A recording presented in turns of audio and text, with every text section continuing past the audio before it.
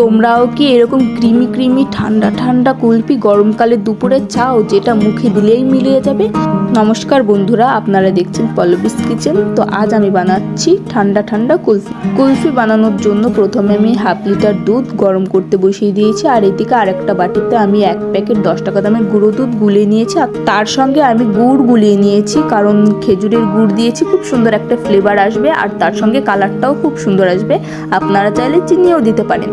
তারপর আমি যেই হাফ লিটার দুধটা জাল করছিলাম সেটা একটু কমে আসলে তাতে দিয়ে দিয়েছি 2 চামচ মতো কর্নফ্লাওয়ার আর গুলিয়ে রাখা গুড় আর দুধটা।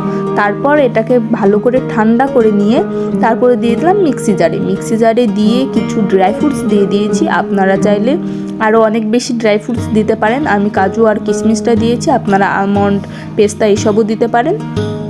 তারপর এটাকে ভালো করে ব্লেন্ড করে নিয়ে আমি আইসক্রিমের মোল্ড নিয়ে নিয়েছি, তাতে কিছু কিশমিশ কুচি দিয়ে দিচ্ছি যাতে দেখতে এটা খুব সুন্দর লাগে।